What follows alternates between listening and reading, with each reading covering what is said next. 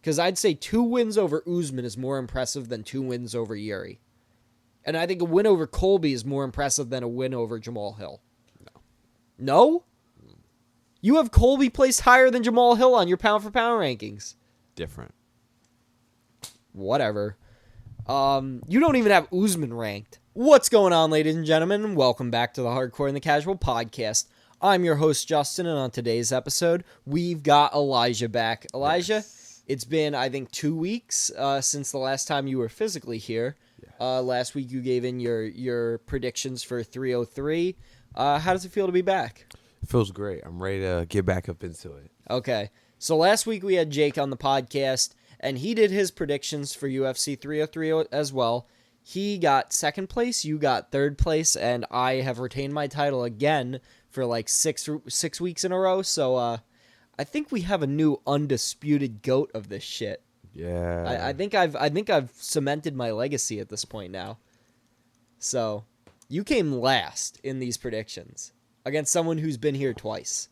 I feel like a lot of your predictions are a lot biased. I feel like you've been cheating the system. How do I cheat the system? I don't get to know what the fights are going to be before the fights happen. I just predict. I don't know. I feel like there was a couple times, you shouldn't have counted some defenses, a couple interim title runs. That doesn't matter. A draw goes to the champ. That's a title defense.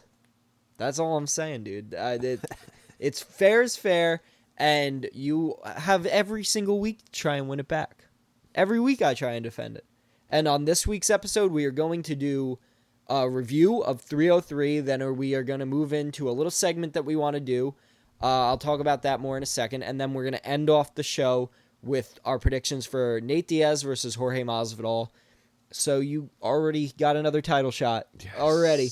It's been 1 week and you already got another one. So, so the little segment that we want to do after we review 303 is we want to do a pound-for-pound ranking. We're both going to give our pound-for-pound rankings of the top 20 guys that we think are pound-for-pound worthy, and just the order we'd put them in. And then we're going to do a little addition. We're going to add them together, and then we're going to get a full Hardcore and the Casual pound-for-pound list, an official list for the channel, not biased towards one way or another. It's going to be as fair as we could possibly make it. Yes. So, but first we're going to do a review on 303. What were your thoughts of the overall card before we start digging into the meat of it? Overall card definitely went over my expectation. I thought there were a lot of really good fights there, entertaining from left to right all night, and I think Dana and the UFC did a very good job of putting this card together. I agree. I feel like it did. The main card, at least, looked better on paper. It didn't really turn out that great, but the prelims were awesome. Early prelims, kind of not at all. They weren't very interesting at all. But the prelims, like the middle four, those were awesome fights. We'll get to those in a second, but just to start off, we had Ricky Simón versus Vinicius Oliveira. Ricky had like one good moment in the entire fight. I think he like checked a leg kick or something. Like it had something to do with that, and then Oliveira kind of stumbled a little bit. Other than that, Oliveira controlled the entire fight. He looked really good. Decision. Bantamweight rankings, Oliveira's probably within that, like, about to be in the top 15 area because Ricky Simón was in that area. Yeah. So you said Oliveira was your guy.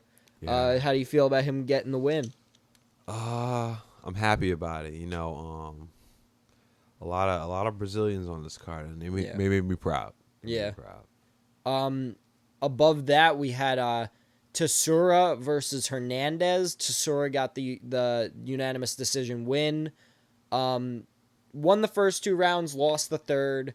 Hernandez ended up coming back in the third and winning that round, but it wasn't enough to get the win. So Tissura ended up 10-0. He walked out with Shinsuke Nakamura the guy from the WWE. He's one of his training partners, so that was really cool to see. Wow. As a WWE guy, I enjoyed seeing Nakamura there. Nice little cameo. Exactly, it was a nice little cameo. WWE, UFC, they all posted it on their socials, and everyone in the comments is just like, "Oh, it's so cool to see Nakamura." That's and then insane. a couple people are in there like, "Yo, what's this dude doing in here? He's got like a 3-4 record in MMA. Stay in your lane. WWE sucks." We're never gonna be able to get past it. It's one company. This channel is just asking for that shit to happen to us one day. But yeah. So other than that, not really much to say about that fight. Another somewhat lackluster fight.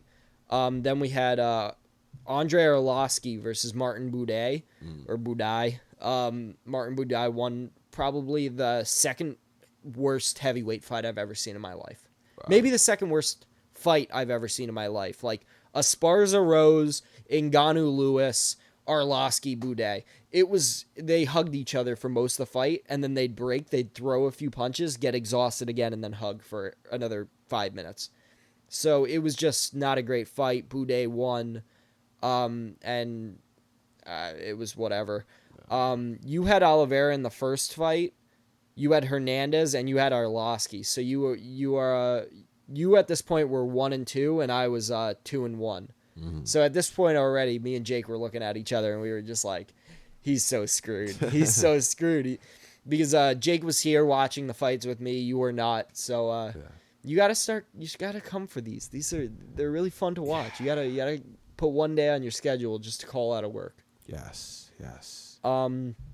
Next up, we had Andrei Arlovski isn't retired. He left the UFC. Like, that was his last fight. Andrei Arlovski will now go on to do something else, but he didn't retire after, Jesus Christ, he's 34-24 with 2 no contest. He's had a lot of fights. But Michelle Waterson-Gomez, on the other hand, she did retire. Yeah. She took an L to Jillian Robertson. We all had Jillian. Jillian looks really, really good. She's improved a hell of a lot. Her ground game looked good. Her striking looked crisp.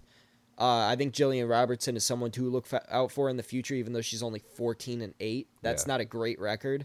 And she's taken a lot of losses in her early UFC career, but she's building herself up now. Yeah. Michelle Waterson-Gomez had an awesome career. She was one of the first women to get into MMA.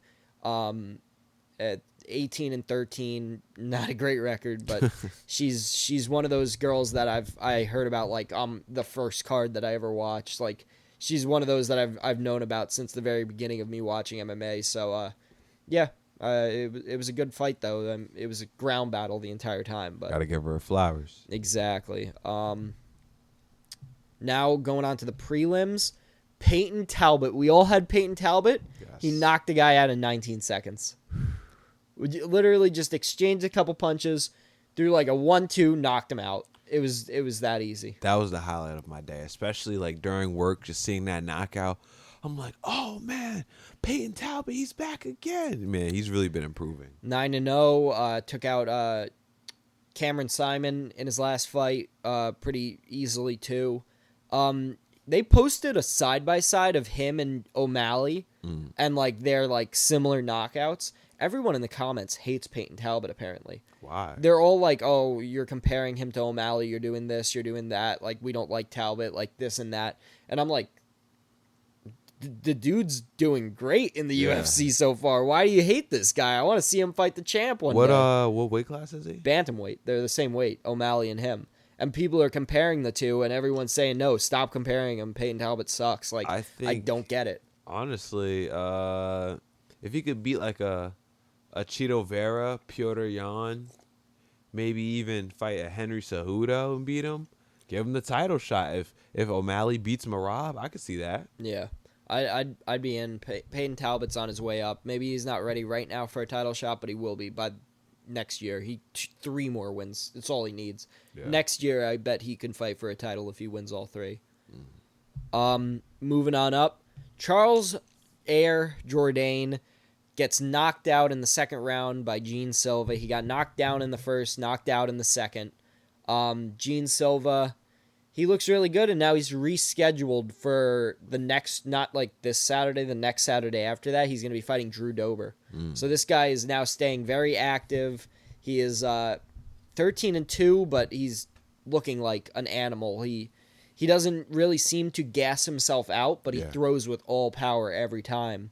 So I think this guy is a featherweight, by the way, too. So I think this guy's a real problem for the lower ranked featherweights. Yeah. And then he's going to face like a Josh Emmett, and then Josh Emmett's probably going to go toe-to-toe with him and maybe knock him out.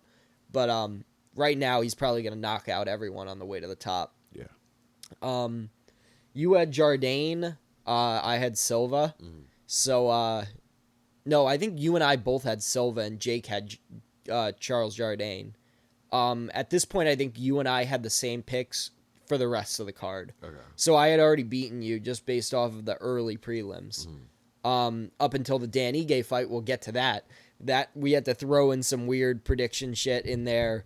We'll get to that in a minute. But Cub Swanson versus Andre Fili. Fight of the night. Yeah. Awesome fight.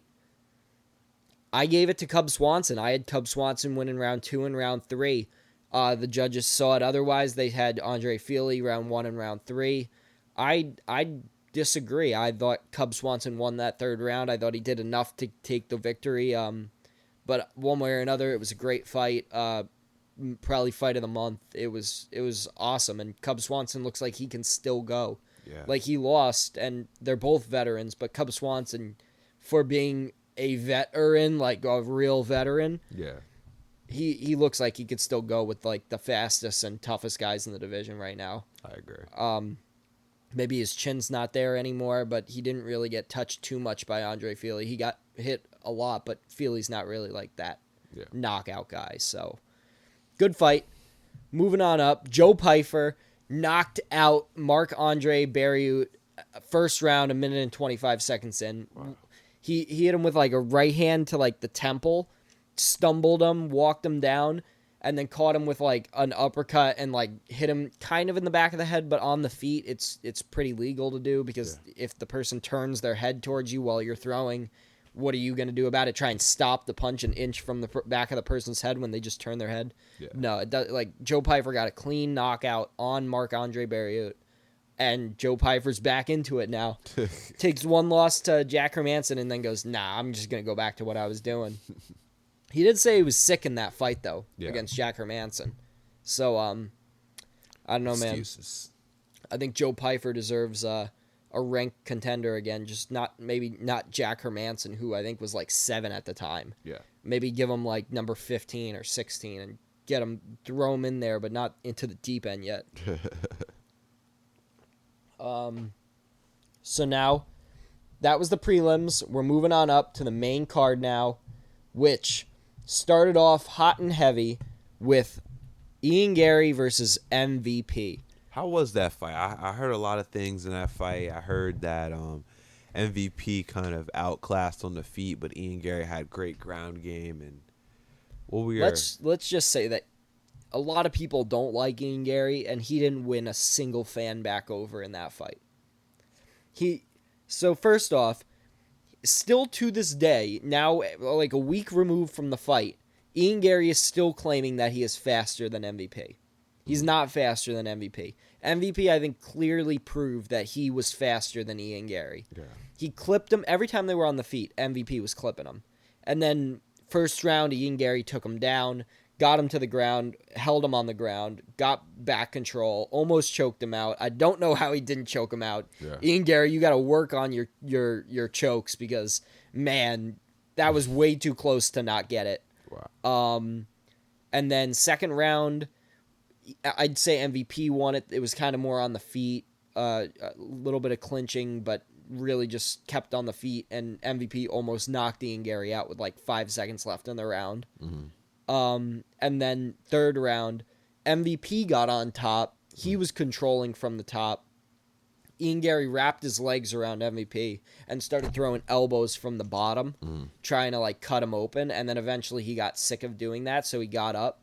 Like, he kind of just got up.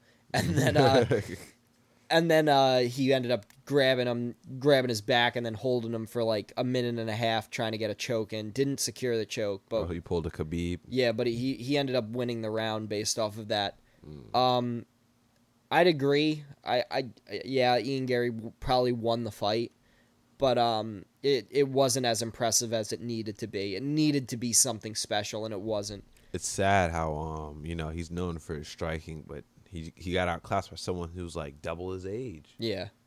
Shame. Yeah, and I don't know how MVP is still that fast at his age. He's like 38 and still moving faster than Ian Gary, who's like 28.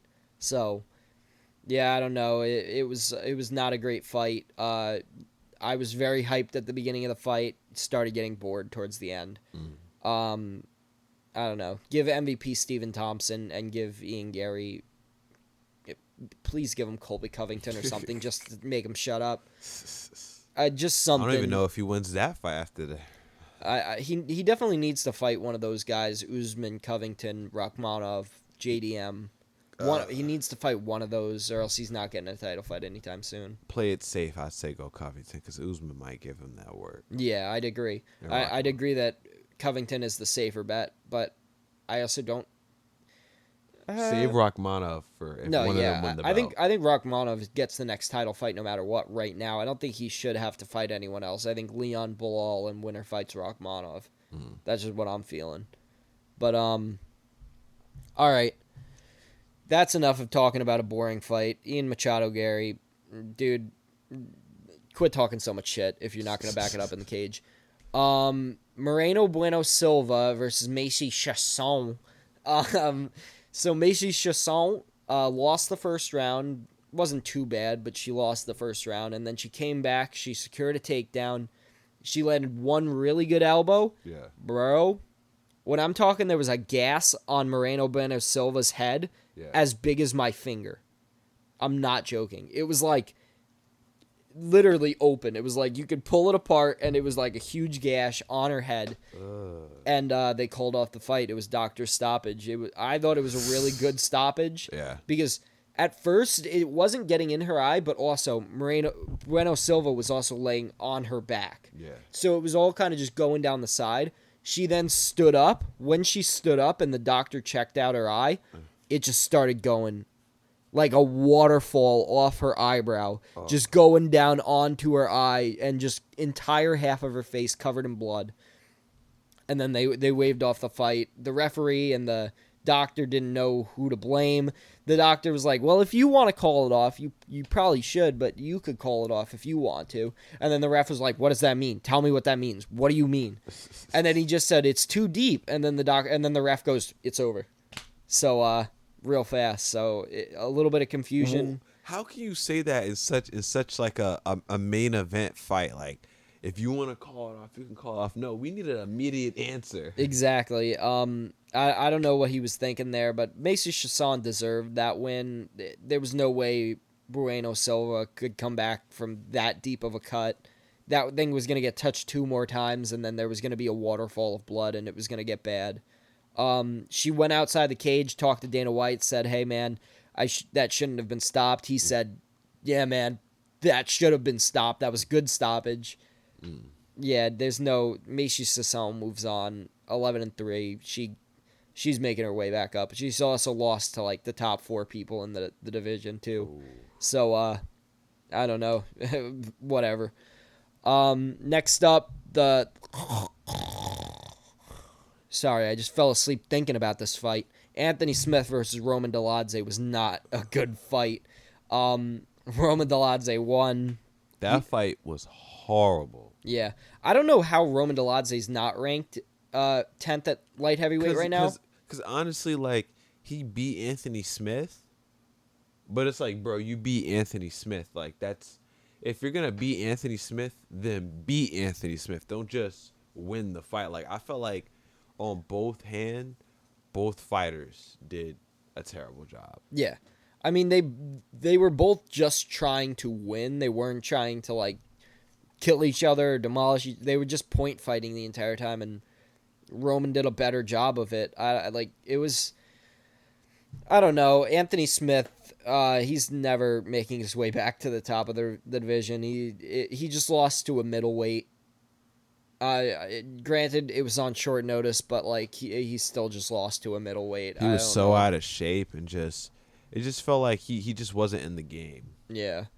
On the other hand, Roma Deladze, this was nothing to write home about, but he took the fight on very short notice, and he got the dub. So I think this does do Boost good for him. him. It does.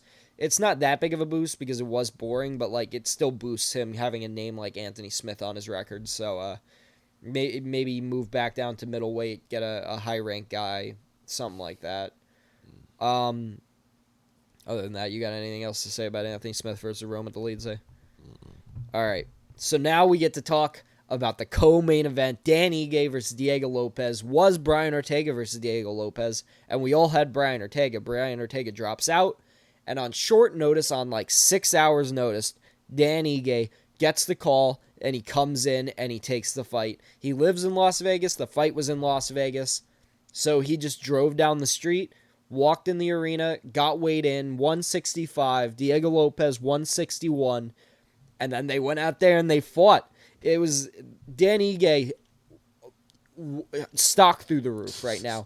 Even after a loss, and he won the third round. He dominated the third round. Dominated. Diego Lopez, yes, definitely won the fight. He won the first 2 rounds, and I'm the biggest proponent for whoever wins the most amount of rounds wins the fight. Second round was a really good round, too. Yeah. It's not about who's winning at the end of the fight. It's about who won the fight. Diego Lopez won the fight. Dan Ige won everyone over. He took the fight on short notice, won the third round, almost won the fight. Man, Diego Lopez looks good, but I'm keeping my eyes on Dan Ige for now on too.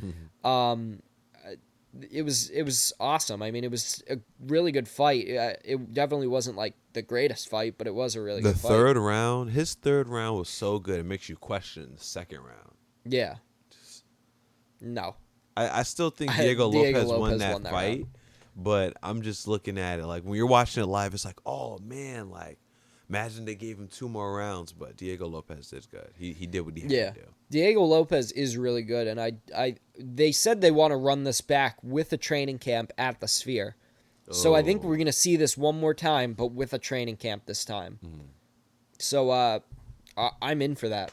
I think that's a really good fight. Make it 5 rounds. I don't know about that. Maybe just keep it 3. You might as well. Yeah, keep it 3. Keep it 3. Keep it 3. All right. But other than that, yeah, Dan Balls of Steel Ige. I think that should be his new nickname instead of 50K. Dan Balls of Steel Ige. Bravo, sir. Yes. No one else would have done that. Bravo. And now we get to talk about the main event. Get all your opinions out there right now. Go for it. Speak on what Alex you think. Pereira, Poatan, the GOAT. No. Basically, you could almost number 1 pound for pound. No. Alex Pereira is one of the most. He is the second most dominant fighter in UFC history. His knockouts, amazing. His striking, amazing. As he's getting better in these fights, his grappling's getting way better. How do you know? And he hasn't fought a wrestler, so how do you know? Sean Strickland does not count. His confidence in just the situations he's going through, I mean, he easily beats Ankalaev. No. The way he easily beat Yuri, the way he easily beat Jan Blachowicz, the way he easily beat Jamal Hill. He didn't easily beat Jan Blachowicz. That was a split decision. Alex Pereira, the way he beat Izzy, Alex Pereira is that guy, man. You can't discredit him. And I think, I mean, John Jones is John Jones. I believe John Jones is the best fighter in the world, number 1 pound for pound. But man, Alex Pereira, he might just knock him out. He won't. So Alex Pereira, the thing about Alex Pereira is that he doesn't knock people out in the first 10 seconds of a fight. So John Jones would walk across the cage, take him down, and submit him in 30 seconds. So that he's not knocking out John Jones. John Jones and Tom Aspinall will walk right through him. And I'll die on that hill. Alex Pereira looked really good against Yuri Prochazka yesterday, though. Or on Saturday. He knocked him down at the end of the first round with that left hook. And then the fight was over. And I thought it was too. And then he knocked him out with the the high kick, and then Herb Dean apparently wanted Yuri Prochazka to die. So he let the fight keep going. Alex Pereira ground and pound. Yuri stood back up, and he was gone. He was out on his feet. It wasn't like last time where he got back up and he was there. He was looking around. He was like, "Yeah, I'm here. I'm talking. I can move." No, he was. This time he was really out. He was drunk. He seemed drunk. But yeah, no, that was a crazy head kick. I love that. That Alex Pereira, phenomenal kickboxer. Phenomenal kickboxer. MMA fighter. Kickboxer. Listen. He got taken down by Izzy. Champ, I'm going to get to light this. heavyweight champ. He beat Izzy. He got taken down by Izzy. 3-1. He got taken down by Izzy. He's not an MMA fighter. He's a kickboxer. If he fights an actual wrestler, if he fought DC, if DC was he would knock DC out. No, he wouldn't. He would knock DC He would get out. taken down in the first 10 seconds of the fight. Yeah, he would. He'd run across the cage. DC would Alex Pereira picked DC up like it was nothing. No, he wouldn't. Like a baby. No, he wouldn't. He did. It's on video. Yeah, but that's DC letting him pick him up. DC 100% can push down, grab a leg, dump him on his back. It would be so easy. It would be so easy. DC would demolish him. John Jones would demolish him. Ankalaev is going to demolish him. If Ankalaev actually does what's smart and takes him down, he is going to demolish him. Ankalaev's going to stand up with him. I know, which is stupid. But if he doesn't and he actually decides to be smart for a change, he'll go and he'll take him down. And he'll win very easily. So, I need to see the Ankalaev fight before he moves up to heavyweight. If he knocks out Ankalaev and Ankalaev actually tries to wrestle him, or if he knocks him out before Ankalaev manages to try and wrestle, then move him up to heavyweight. Then I'll want to see it. I'll be like, okay, I need to see him versus a heavyweight just to prove my point that he is not a good grappler and he's going to get taken down by someone. But yeah, for now, great performance. I'll admit it. It was an amazing performance. He knocked him down twice and knocked him out with a head kick. That's always going to be an amazing performance, especially when you're winning and controlling the entire fight. Yes. Yuri had no moments. He had moments in the last fight. He rocked Alex Pereira in the last fight with one of those right hands. No moments in this fight. Nothing. But yeah, I really don't have much else to say. He didn't win me over.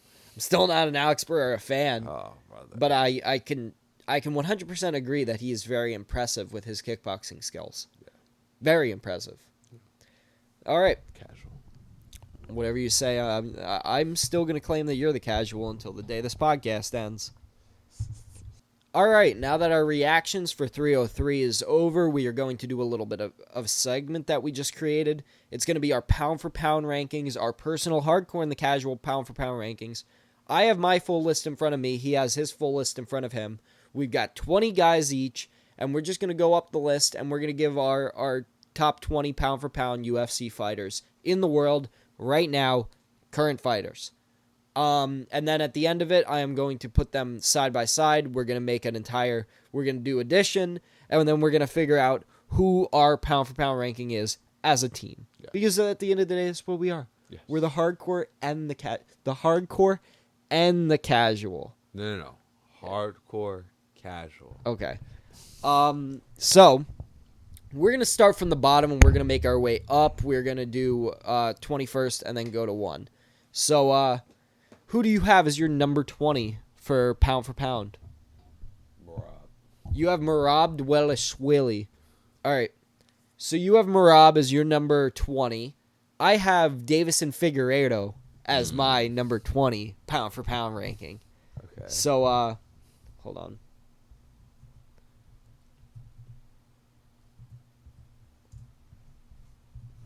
All right. So you have Merab for your number 20. I have Davison Figueiredo for my number 20. Who do you have for your number 19?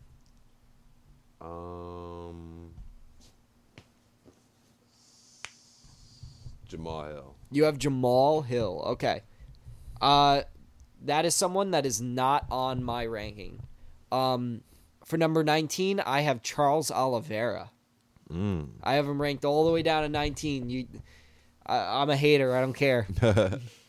He's not good. He's my number 19. All right. Who do you have for number 18? I'm going to go Bilal Muhammad. Oh, what? Dude, he wouldn't even be in my top 50. All right. You have Bilal Muhammad. I have Steve Erceg. Steve Erceg is my 18th pound-for-pound rank. He beat Pantoja. I don't care what anyone says. If you beat a champ, you deserve to be on the pound-for-pound rankings. But he didn't beat the champ. He did beat the champ. He beat him. I don't care what anyone says. He beat him. So, yeah, you have Muhammad. I have Erceg as our 18th. Number 17? Erceg. You have Erceg at number 17? At 17. Oh, so you have him higher than I do. I've got Merab at 17. You had Merab at 20. I have Merab at 17. And then All right. Who do you have as number 16 pound-for-pound ranking? Armin Sarukian. No way. I also have Armin at my number 16. Yes. I also have Armin at number 16. That's crazy. What are the odds of that? All right, so Armin, number 16. We both had Armin at number 16. We're going to move on to number 15. Who's your number 15 pound-for-pound ranking? Colby Covington. No way. What? He's on your pound-for-pound rankings? Yes. That's crazy, dude. I have Usman. You have Usman? Yeah. Casual. I have Usman as my number 15 pound-for-pound rank. Because he's lost to Leon twice and Chimaev. Other than that, he still had like a 15-fight win streak, like literally like a year and a half ago. The champ and then like the best up-and-coming fighter. Exactly. So like, I want to see him back in the cage. That's why he fell down to 15. But yeah, so I have 15 Usman. You have 15 Covington. That's weird. Number 14? Aljamain Sterling. I don't have Aljamain Sterling on my list. Wow. Didn't even put him. He probably would have been 21, but I don't have Aljamain on my list. You split decision Piotr Jan and Henry Cejudo and then get knocked out by Sugar Sean, and you beat up a one-armed TJ Dillashaw. Longest What's pound fight for pound streak about in any of that? Bantamweight What's history. pound for pound about any of that? So you had Aljo. Yeah. I have Robert Whittaker as my number 14 pound for pound. Oof. Yeah, he kind of shot up a little bit. If he didn't have that win over a Cream from last week, he probably would have been lower down, probably like 19, 20. But right now I have him at my number 14 rank. Number 13, please. Charles Oliveira. Oh my God, why is he so high? How is he above Armin? That's what I don't get. It's just like he has more power points than Armin, in my opinion. I guess. I have Sean Strickland at my number 13. Sean Strickland placed number 13 on my list, right above Robert Whittaker. So, you had Oliveira. I have Strickland for number 13. Give me your number 12. Tom Aspinall. Tom Aspinall. Ooh, might be guy on my list. Not yet, though. I have Pantoja. At number 12. Erceg was all the way down at 18. I felt that Pantoja was a good place to put at 12, right above Strickland. Strickland former champ, Pantoja champ. I gave him the edge on that. It was really between those two for that spot. I was torn, but yeah, I gave Pantoja number 12. You gave Tom number 12. Who do you have for 11? Max Holloway. Max Holloway that low? Jesus Christ. That just gave away where I got Max. I'm not trying to be biased, but very biased. No, he's coming up soon. He's not like number 1 or 2.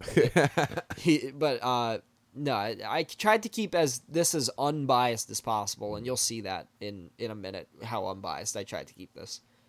Okay, you had Max at number 11. I had Israel Adesanya at number 11.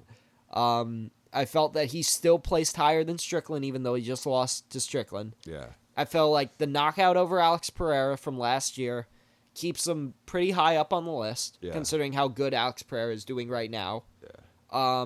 And I do think that Izzy wins a rematch against Strickland. Yeah. So I have Izzy at number 11 right now, and you had Max at number 11. So who's your number 10?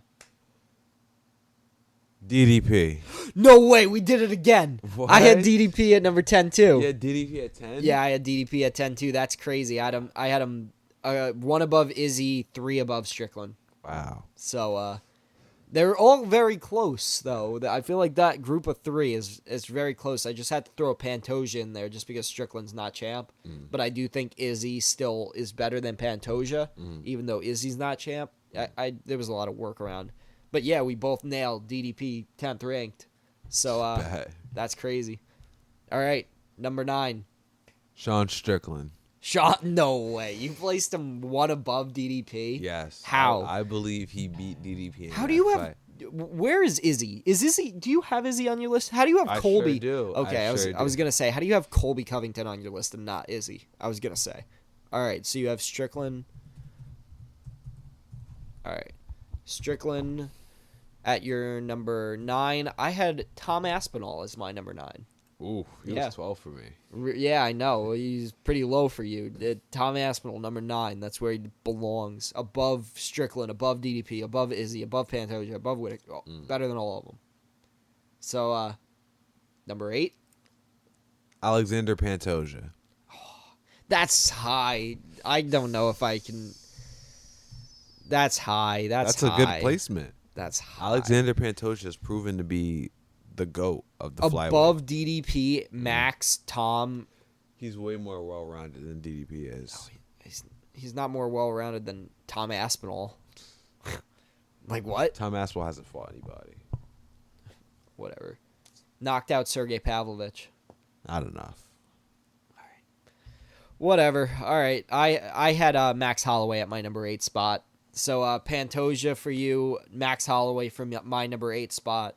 I think Max slightly edges out Aspinall, DDP, Izzy. I think he's a little bit better than them. I mean, his only losses is to Volkanovski and Dustin Poirier and fucking Conor McGregor 20 years ago and Dennis Bermudez 25 years ago. Like, I'm telling you, man, Max belongs at the top of this list. Number 8, you have Pantoja at number 8. Who's your number 7? Alexander. No. Ilia Topuria. Ilia Topuria at number 7. Yeah. I have Volkanovski at number 7. Wow. I have Volkanovski right above Max, 1 above Max. I have him at 7. Max is at 8. You have Ilia Topuria at number 7. If O'Malley's above him, we're going to talk about this because I do agree with you if O'Malley is above him. Because right now in the UFC rankings, Ilia Topuria is 1 above O'Malley. I disagree. But, all right, so I had Volkanovski for my number 7. You had Ilia for number 7. Who's your number 6? O'Malley. Okay, so you have him 1 above. I also have O'Malley 1 above Ilia, so I just gave away my next pick too. Because right now I have Ilia Topuria. So you have O'Malley ranked at the same spot I have Ilia. But we both have O'Malley and then Ilia. Like, they're 1 apart from each other. O'Malley, I mean, he knocked out the GOAT of his division. Ilia Topuria knocked out early stoppage, if anything. No, it was a good fight. Ilia Topuria knocked out one of the GOATs, but I feel like it edges out because O'Malley did defend his title once, and Ilia just hasn't yet. Yeah. So I do think that puts him 1 above Ilia. I feel like Ilia just won and got comfortable. Yeah, I agree. So number 5, who do you have? Izzy. That's really high, dude. That's really high for right now. Losing to Alex and to Strickland within the last year and a half. Strickland, the former having champ. him as 5. Alex, the former champ. I don't know, man. When you do the math, those 3 are kind of entangled. Because it's like Izzy can beat Strickland, he can beat Alex, but they can beat him. I guess. I'd also throw DDP in there. I feel like they can all beat each other too. Yeah. Those top 4 guys are really close. I feel like DDP and Alex would be a very interesting fight, especially on the ground. But for number 5, I have Sugar Sean O'Malley, as I just gave away in the last one. Yeah, I have O'Malley 1 above Ilia. I don't... See, this is where I get stuck on. I think Volkanovski and Max are better than O'Malley, but I think Ilia is better than Volk and Max, but I think O'Malley is better than Ilia. I don't think... It's like MMA math is going wild. But yeah. So you have Izzy, I have O'Malley at our number 5 spot. Who do you have for number 4? Leon. Leon. Okay, man. Do you not have Volk on your list? No. You have Max on your list, but not Volkanovski? Volkanovski fell off the top 20? That's crazy, dude. You're nuts. You're so crazy. I had him at 8, but I'd rather choose Pantoja. So you couldn't have just moved him down to 9? Strickland. You couldn't have just moved him down to fucking 10? DDP. Yeah, but where's Volk? How do you not have Volk on your list, period? All right, you have Leon at your number 4. I have Alex Pereira at my number 4. Yeah, I mean, Pereira's better than all the guys that I've already named. But he's not better than my top 3. And I disagree with your placement of Leon Edwards. I fully disagree. I don't think he's number 4. I think he's my next pick. So who do you have for number 3? Islam. Bruh. There's no way. Bruh. I have Leon Edwards as my number 3. He's better than Alex Pereira, and I don't care what anyone says. He's more well-rounded. He's better at takedown defense. Izzy managed to take down Pereira. Usman struggled to take down Leon in their last fight. There's a difference in skill level between Usman and Izzy in takedowns, and if Izzy can get Pereira down and Usman struggles to get Leon down, I think there's a clear cut who's better pound for pound. I think Leon belongs above Pereira. Yeah, he doesn't get as many knockouts. He doesn't get as many finishes. But, man, Leon Edwards, you got to give respect to that, 12-fight win streak. Yeah. Pereira's only got, a 3-fight win streak now. I don't know. I think the Izzy knockout from last year takes away a lot from Pereira still, even though he's been knocking out the top 2 guys. Yeah. I still think Leon is better pound for pound than Pereira. I don't think he's made it there yet. I don't think Leon has 2 wins over Usman, a win over Colby Covington, and a 10-fight win streak before that. I think that grants him a higher placement than Pereira. Because I'd say 2 wins over Usman is more impressive than 2 wins over Yuri. And I think a win over Colby is more impressive than a win over Jamal Hill. No? You have Colby placed higher than Jamal Hill on your pound-for-pound rankings. Different. Whatever. You don't even have Usman ranked. Or Volk. You don't have Volkanovski ranked. This is nuts. This is why you're casual. You don't think Volkanovski is better than Merab? No. You don't think he's better than Bilal Muhammad? No. Aljamain Sterling? You telling me that he wouldn't whoop Aljamain Sterling's ass? No. Casual. Give me your number 2. Tell me why it's Pereira or Jones. I don't know which ones you've picked at this point. Alex Pereira. Okay, that's what I thought. All right. I have Jones at my number 2. I think he's better than Leon, and I think he's better than Pereira, but he's not better than Islam. He's definitely better than Leon and Pereira, though. Pound for pound. Definitely better. He's more well-rounded. He's got a first-round submission over Cyril Gane. Yeah. I think he's better than Leon and Pereira. And then you have John Jones as your number 1 pick. Number 1, pound for pound, John Jones, undefeated, greatest fighter ever, the GOAT, but that doesn't matter. John Jones We've had is this the guy, discussion. Longest win streak in UFC history. He is that guy. He can beat anybody, anywhere, anytime. John Jones is the best fighter we've ever seen in the UFC. Do you actually believe that John Jones at 38 is the same fighter as 36, John Jones? same age as Pereira. Do you believe that John Jones at 36 is the same fighter as John Jones when he was 26? Yeah. All right, I have Islam Makhachev as my number 1 pound for pound because he just is. He's the best striker in the division and the best grappler in the division. That's pound for pound.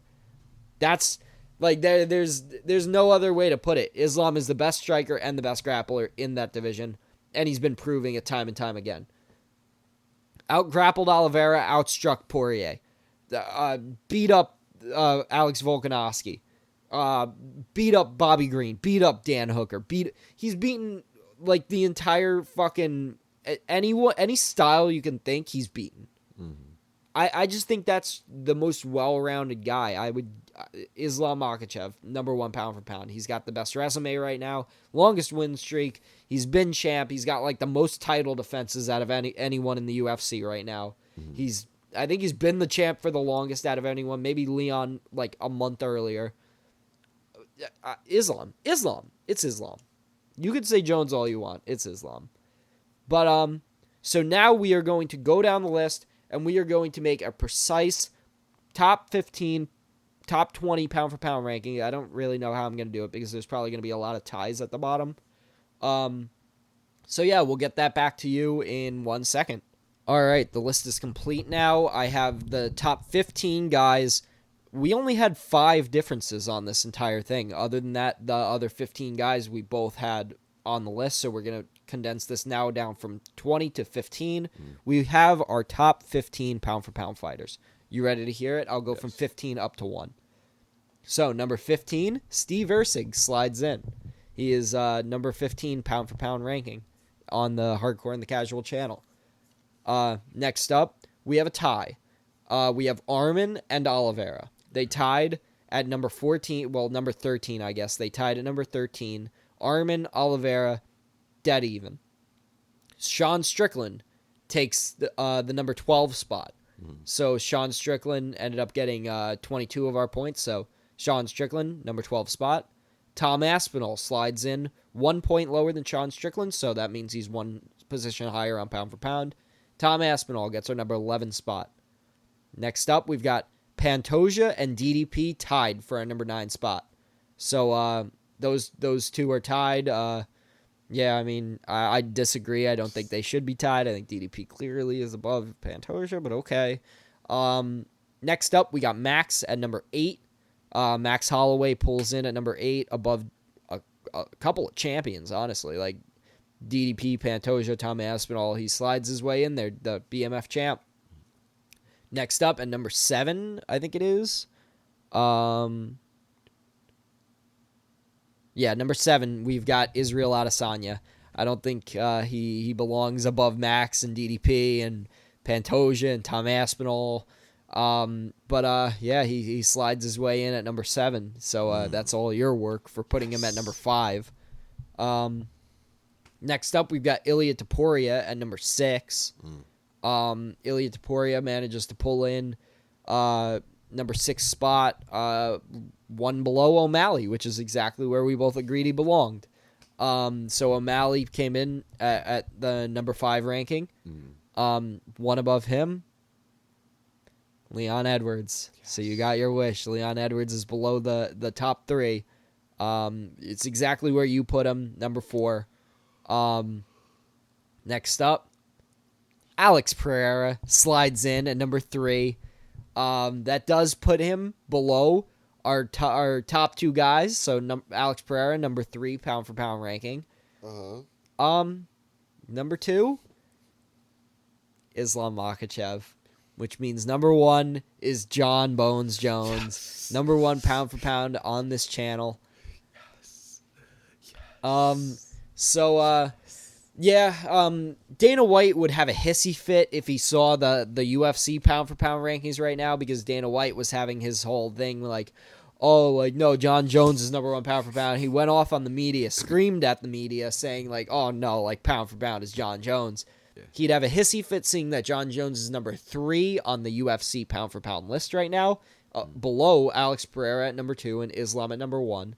But here on this channel, we have a completely different. We have John Jones, Islam, Alex Pereira, Leon Edwards, O'Malley, Ilia Topuria, Izzy, Max, DDP, Pantoja, Tom Aspinall, Sean Strickland, Arman, Oliveira, and Steve Erceg sliding in at 15. Definitely think that Whitaker belonged on this list. Definitely think that Volk belonged on this list, but they couldn't do it because they weren't on his list, so didn't have enough points to get on the board. The criteria. Nope. So, yeah, I think that'll do it for us. No, we're gonna do predictions for Jorge Masvidal versus Nate Diaz. So yeah, this was a fun segment. We might do this a couple times a year, like whenever there's a a big fight or something like that, like something that would change our rankings. You know what I mean? Where it would be like, oh, we got to switch this up. I think the next card does. Yeah, maybe we could just do this after every pay-per-view. Yeah.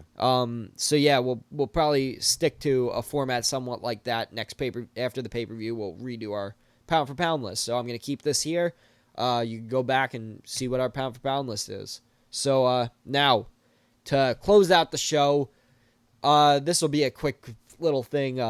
We only got one fight to talk about. It's always the boxing fight. Jorge Masvidal versus Nate Diaz.